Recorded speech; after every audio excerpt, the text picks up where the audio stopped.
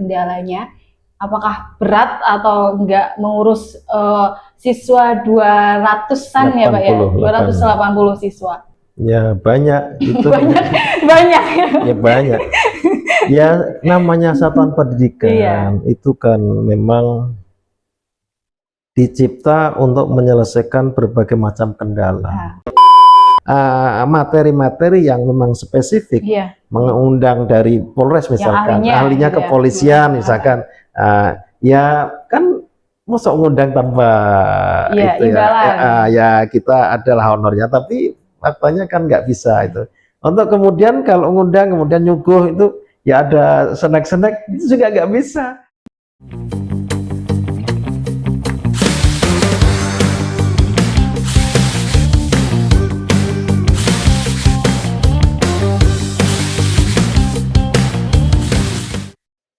Dari PAUD, TK, SD, SMP, SMA, maupun SMK. Mereka tidak hanya berkenalan dengan teman baru atau dengan guru baru, mereka juga dikenalkan dengan lingkungan, tata tertib, kurikulum, budaya, dan juga fasilitas sekolah.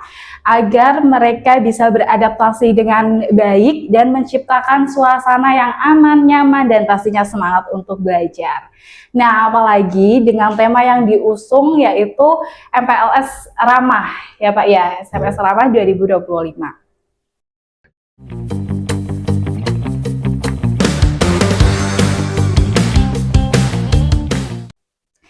Halo warga Suara Merdeka, kali ini Hotcast Plat Merah hadir bersama Bapak Kepala Sekolah SMP Negeri 1 Kedunguni, yaitu Bapak Khairul Huda SPD MPD, dan juga ada Wakil Kesiswaan Bapak Supomo Ari Sasongko SPSI. Terima kasih Bapak sudah berkenan hadir, sudah meluangkan waktunya. Gimana nih Pak kabarnya? Sehat? Alhamdulillah, baik Mbak Fani. Bapak Sasongko sehat Pak? Alhamdulillah. Tadi gimana proses kesininya, ada kendala atau aman? Ya, ya yang jelas kami pagi-pagi berangkat belum sarapan. Udah ngopi Pak? Ini udah ada kopinya. Iya, terima kasih. Ini tim luar biasa datang si Suguh ya. Iya. Ini ya luar biasa ini Mas Tadi dan teman-teman ini hebat ini. Bapak Ari gimana kabarnya Pak? Alhamdulillah baik. Sehat ya Pak ya? Sehat, alhamdulillah. Nah langsung aja nih Pak, saya langsung kepo Pak tentang MPLS tahun ajaran 2025-2026 ya Pak. Berapa hari Pak kegiatannya dan apa aja berapa hari pelaksanaannya dan kegiatannya? Ya. Di SMP 1 Kedunguni ya Mbak Fani, kami menyelenggarakan berdasarkan NIS ya, bahwa MPLS dilaksanakan selama 5 hari dari tanggal 14 Juli sampai tanggal 18 Juli. Dan ya itu jadi selama 5 hari anak-anak mengikuti kegiatan masa pengenalan lingkungan sekolah. Banyak yang belum tahu atau biasanya wali murid yang sepuh yang nggak tahu apa sih itu MPLS, singkatan apa sih itu MPLS. Nah menurut Bapak sendiri apa definisi dari MPLS ini? Ya sederhananya begini, bahwa MPLS itu satu acara penyambutan untuk mereka-mereka yang baru diterima agar mengerti lingkungan sekolahnya. Mereka akan diajak untuk memahami budaya sekolahnya, akan diajak untuk memahami siapa saja guru-guru, siapa saja tenaga kependidikannya, terus apa saja ruang-ruang yang dimiliki sekolahnya, dan hal yang sangat penting adalah mereka akan dipertemukan dengan teman-temannya yang belum pernah mengenal sama sekali, kemudian dalam suasana yang penuh keakraban. Mereka akan menjadi bagian dari masyarakat sosial di lingkungan itu, bersosialisasi, berinteraksi untuk menjadi masyarakat yang beradab. Maka MPLS 2025 ini mengusung tema MPLS Ramah. Karena setiap siswa, pastinya saya aja yang udah mahasiswa pasti butuh adaptasi ya Pak, pastinya. Kalau di SMP 1 Kedungmuni ini ada berapa siswa yang ikut melaksanakan pelaksanaan MPLS ini Pak? Ya, jadi ada 288 siswa ya. Itu setelah melewati proses panjang dari sistem penerimaan murid baru, baik melalui jalur prestasi, mutasi dan zonasi ya, masih ada zonasi Pak? Masih ada. Masih ada. Namanya sekarang domisili Mbak Fani. Iya. Jadi itu dari berapa ratus itu banyak sekali akhirnya yang diterima 288 siswa. Nah, selama pelaksanaan MPLS ini ada hal yang dilarang atau atribut yang aneh-aneh nggak Pak? Soalnya pas waktu saya itu kan aneh-aneh ya, itu bawa tong sampah, dibikinin tas. Kalau sekarang masih seperti itu atau sudah berbeda? Ya, zamannya beda. Zamannya beda. Tetapi kalau ditanya aneh. Aneh. Karena 288 siswa itu berangkat dari macam-macam sekolah. Puluhan sekolah hadir di situ dengan pernik-pernik yang berbeda-beda. Ada yang pakai seragamnya SDA seperti itu, SDB seperti itu aneh. Tetapi secara kalau seragam aneh itu ya wajar. Ya karena itu mereka memang pemula dan memang nggak punya seragam. Ya maka seragamnya yang dipakai adalah seragam dari masing-masing sekolahnya. Tetapi aneh dalam arti kegiatan-kegiatannya tentu tidak. Tidak ya Pak? Ya karena kami benar-benar kegiatan ini didesain untuk tidak melakukan hal-hal yang tidak perlu, yang tidak berguna. Seperti model-model harus pakai kaos kaki hanya satu, terus ada lagi yang sepatunya harus dicat tidak perlu.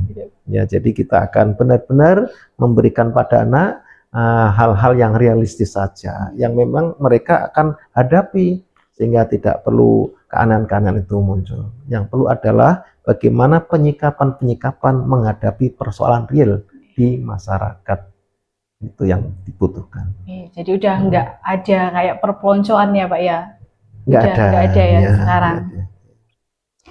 Terus tugas dan kegiatan mereka Pak selama 5 hari itu apa aja? Proses perkenalannya dengan lingkungan. Iya, kita membuat satu program ya harian. Jadi ya, saya kan selalu ini Mas Asong selaku yang membidangi anak siswaannya. Kita selalu cek setiap program hariannya. Ada diawali dengan senam pagi. Ya, senam pagi namanya senam anak ceria. Oh iya. Betul ya Mas Asong ya. Anak ceria. Kemudian setelah melakukan senam pagi, kemudian berdoa. Kemudian sebelum berdoa ada nyanyikan lagu Indonesia Raya. Ada. Kemudian itu sebagai apa ya? Kita ingin menanamkan cinta tanah air ya, nasionalisme ya, ada lagu kebangsaan Indonesia Raya. Kemudian berdoa juga. Berdoa kan mengajarkan anak untuk senantiasa pastinya. Percaya Tuhan Yang Maha Esa itu ya, takwaan itu. Nah, kemudian anak diajak berkeliling untuk pengenalan. Hari yang lain ada senam, ada Indonesia Raya, nyanyikan lagu, kemudian berdoa, apalagi materi-materi diisi. Jadi ada materi tentang bagaimana belajar efektif ya, pengenalan kurikulum baru, kemudian termasuk juga sosialisasi tentang bahaya narkotika nafsa itu. Itu pembelajarannya di ruangan atau ada yang di luar ruangan? Di lingkungan? Sebagian ada yang di ruangan, ada yang di luar, tergantung kebutuhannya, materinya. Tadi sudah berbincang banyak dengan Bapak Khairul Huda, dan sekarang saya ingin bertanya nih Pak ke Bapak Sasongko selaku wakakesiswaan di SMP Negeri 1 Kedungmuni ya Pak ya. Nah, apakah program MPLS ini tuh efektif Pak untuk menghindari perundungan atau bullying yang kerap terjadi di lingkungan sekolah? Kalau program MPLS 2025 ini di SMP 1 Kedung ini sangat efektif karena memberikan pengaruh besar terhadap calon murid baru, karena kita rujukannya surat edaran dari Bapak Menteri Pendidikan nomor 10 tahun 2025 bahwa tema yang kita usung adalah tema ramah. Artinya dalam tema ramah itu segala sesuatunya kita harus bertutur kata dengan bijak, berperilaku dengan sopan. Nah, kita libatkan juga anak-anak OSIS beserta Bapak Ibu sebagai pendampingnya itu. Jadi untuk pencegahan bullyingnya insya Allah tidak ada. Tidak ada ya Pak. Karena nanti kita sudah merujuk ke tadi apa yang diucapkan oleh Bapak Kepala Sekolah. Tema yang kita usung adalah tema ramah. Karena kan masih banyak ya Pak, sampai sekarang tuh bullying tuh masih sangat ramai ya Pak. Betul. Di berita-berita gitu. Jangankan di sekolah, kadang di pondok pesantren aja tuh masih ada dan banyak ya Pak. Nah, kalau manfaat Pak, manfaat yang didapat dari siswa baru ini mengikuti MPLS itu apa? Kalau manfaatnya dari MPLS ini, setelah adik-adik kelas 7 khususnya yang selama 5 hari di Chandra di Muka tentang materi-materi MPLS dari hari Senin sampai hari Jumat, kita memberikan manfaat yang luar biasa.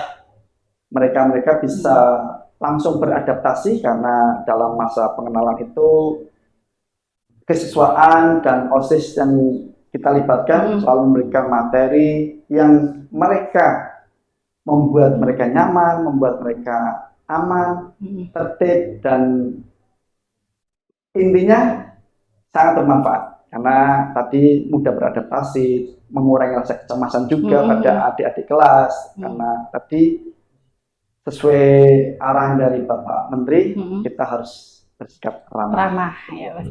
Nah, setelah pelaksanaan MPLS ada kegiatan ekstrakurikuler nggak sih Pak di luar itu atau setelah MPLS? Kalau setelah MPLS ini tadi kita agendakan untuk pengenalan gugus depan kepramukaan bahwa artinya adik-adik kelas 7 khususnya yang baru itu biar mengenal lebih dalam lagi visi dan misi dari sekolah SMP 1 Kedung Muni, terutama kepramukaan dan ekstra-ekstra yang ada di SMP 1 Kedung Muni. Baik, untuk kendala nih Pak, pasti ada kendala ya yang dihadapi ya saat pelaksanaan itu. Apa kendalanya? Apakah berat atau enggak mengurus siswa 200-an ya Pak ya? 280 siswa. Kalau dirasa berat atau enggak sih, kita insya Allah enggak. Karena kita sifatnya bergotong royong tadi ya kan. Jadi ada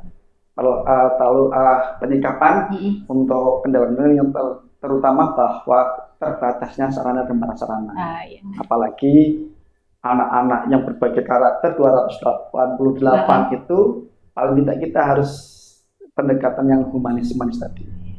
Untuk Bapak Kepala Sekolah sendiri nih Pak, kendalanya apa sebagai seorang kepala sekolah menghadapi siswa yang banyak ini? Ya banyak itu. banyak. Ya banyak.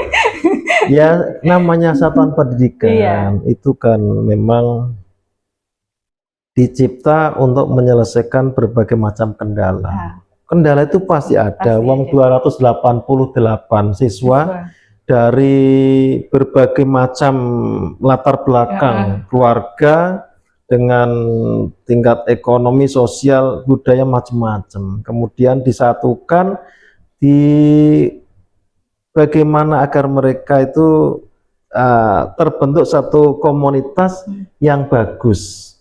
Kalau bahasanya itu, kalau ramah itu kan berarti harus ada proses untuk menuju ke situ. Sementara berangkat dari yang tadi bermacam-macam apa istilahnya heterogen ya, heterogen Pak ya. Nah, karakternya macam-macam, harus bagaimana ya pasti banyak kendala. Ben apik iki piye ya tentu ada penyikapan. Salah satunya kita harus membekali kakak-kakak seniornya yang akan kita libatkan di dalam memberikan materi-materi pendampingan termasuk guru-gurunya. Lah, pada saat dimana dia harus bertugas, mereka harus bertugas, yaitu kendalanya apa? Ya mereka kan punya kesibukan sendiri-sendiri, tugas pokok fungsinya untuk mengajar di kelas lain, sementara harus kita libatkan lah itu.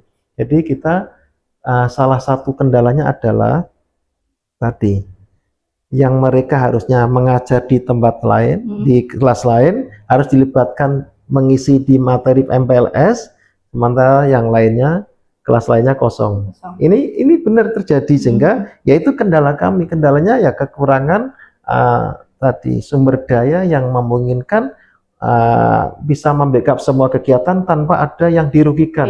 Nah, itu jelas. Yang berikutnya tadi di kesiswaan yang tahu nih kekurangan sarana prasarana jelas ya. Saya kira nggak ada yang sempurna sih. Semua satuan pendidikan sehebat apapun Sarpras pasti kurang. Kalau dibutuhkan untuk hal yang sifatnya harus terbaik. Nah, penyikapan yang harus dilakukan ya tetap ada. Kemudian juga ini semua membutuhkan sarana pembiayaan. Pembiayaan itu kami kan dibatasi juga.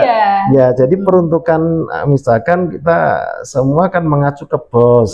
Bos itu peruntukannya jelas. Oh, ini nggak boleh, ini nggak boleh itu ya. Ya, kalau global sebuah kegiatan MPLS dibebankan pada dana bos nggak mungkin. Ya, ini contohnya.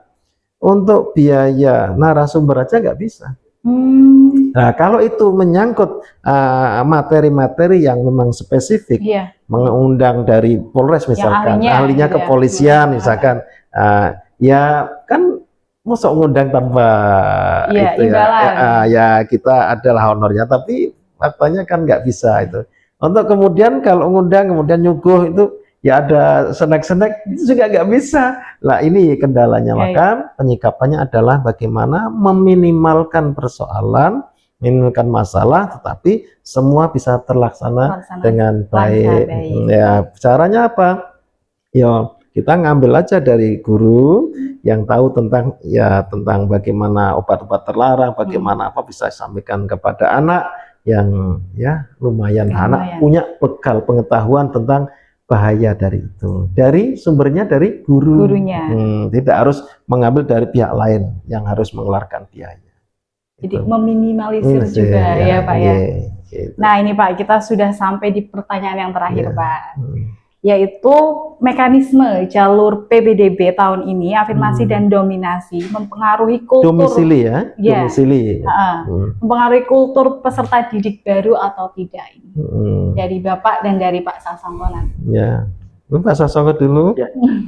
Kalau memang kita melihat dari beberapa jalur SPND kemarin, ada prestasi, mutasi, afirmasi dan domisili itu memang sangat mempengaruhi, karena kan tadi mereka datang dari berbagai macam karakter, berbagai dari tingkat ekonomi, sosial, permasalahan mereka macam-macam juga beda ya Pak ya. Jadi sangat, maka itu sebagai tantangan bagi kami sebagai seorang pendidik bahwa harus memfasilitasi semuanya. Karena kita sebagai pelayan publik, mungkin itu aja sih Mbak. Terima kasih Pak. Untuk Pak Kepsek sendiri nih, gimana Pak? Ya, tetap banyak adalah setiap apapun yang kita lakukan pasti berbagai macam tadi yang disampaikan pengaruh ya. Iya, banyak sekali. Tapi ya kita harus ingat bahwa semua itu bisa diselesaikan, bisa dicari solusinya. Ya, karena ya apapun kalau kita dengan ikhlas memberikan yang terbaik, dengan ikhlas menyadari bahwa kita ingin memberikan karya kita terbaik. Ketika ada kekurangan-kekurangan apapun, dengan semangat keikhlasan kita, pengabdian kita, hal-hal yang menyulitkan akan dipermudah. Sesuatu yang jauh akan didekatkan. Jadi ya begitu. Nggak ada sesuatu yang nggak sempurna. Artinya pasti sesuatu itu tidak sempurna. Yang ada adalah bagaimana upaya kita menyempurnakan dan memberikan yang terbaik untuk Indonesia. Masya Allah, keren sekali. Seru sekali ya bincang dengan Bapak Khairul Huda dan Pak Sasongko ini. Terima kasih Pak sudah memberikan waktunya, membagikan